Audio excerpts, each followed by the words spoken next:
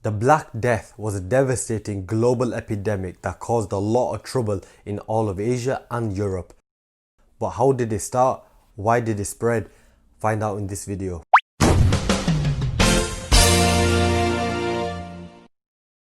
In 1347 to 1351, there was an infectious disease that caused havoc wherever it went, and it was definitely the most feared illness on the planet at that time. This disease is more commonly known as the Black Death. The Black Death is classed as a bubonic plague. This means that it comes from the bacterium called Yersinia pestis. This bacteria is known to exist on rodent fleas in nature. If for some reason the rats and their fleas increase, presumably through environmental factors, a plague will arise and up eventually killing the rats. This, of course, leaves the fleas without a warm-bodied body to use as their host, and therefore they go hunting or starve to death. Now, considering the state of Europe's streets in the mid-1300s from a cleanliness and overall hygienic perspective, it wasn't exactly hard for fleas to find another body to feed on. Whether this was human bodies or animal bodies, the fleas themselves did not care. They literally went for whichever thing was available. Unfortunately, in this case, it was the former. Before the Black Death was a thing in Europe, there was allegedly word on the street that there was a great pestilence that was ravaging and causing trouble on across of the Near East and the Far East.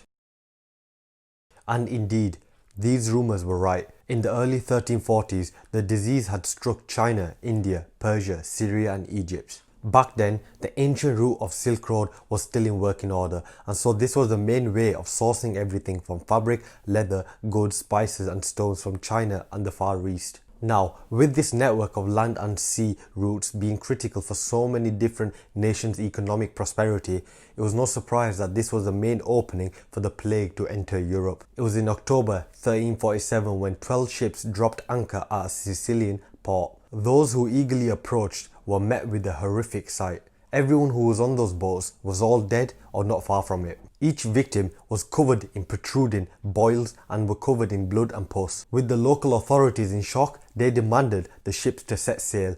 But unfortunately, at this point, the damage was already done. It was too late.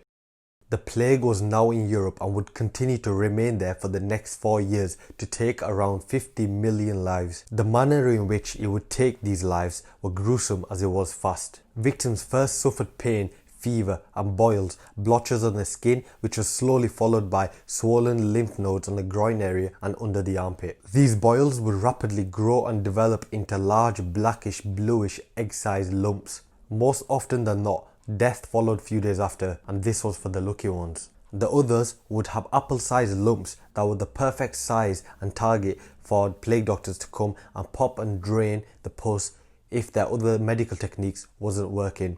A few of these interesting medical techniques include sitting close to a fire or in a sewer to drive out the fever, rubbing onions, herbs or a chopped up snake on the boils. It even got to the point where they were cutting up a pigeon and rubbing over the infected body. Now, although we know the bacteria that caused the plague lives with rodent fleas, relatively recent research has shown us that it wasn't really possible for rats to be the main culprit behind the Black Plague's rapid spreading. Instead, it was humans. Through a simulation from a study shown that it was fleas and lice that live on humans that was the key factor of the disease spreading. And once infected, a victim, not knowing they was infected because the plague was asymptomatic, went about their day sneezing, coughing and spitting germs on everyone and everywhere. The plague was so effective that there were many times during the outbreak where touching someone else was enough to get them infected. Okay, so now we know what the bubonic plague like the Black Death is, where it comes from both a biological and geographical perspective, how it spreads and what it caused these victims to suffer from. What were the underlying main causes of the Black Death? I've already covered the first cause of the Black Death in the early part of this video, which is the increase of international trade. Because of the volume and condition of the products being traded across many countries, it was an excellent time to facilitate the movement of germs. The second alleged cause behind the disease was the increase of urban population. This in and of itself is quite self-explanatory. Considering that most people couldn't walk fast enough to get rid of the smell of both human and animal feces from their nose, I don't think overpopulation would have helped this problem. But it could have been the laundry detergent that they used. And finally, the third reason, perhaps is the most obvious one too, is the lack of medical knowledge. Although many of us here in the West complain and almost trivialize the state of the healthcare system and by extension the overall condition of society, the truth is that we're doing way better than 99% of humanity before us. I mean, relatively speaking, we've never had less poor, hungry, dirty, afraid, stupid and sick people across the planet at one time. This alone speaks volumes and teaches us that it's all about perspective. Thanks for watching.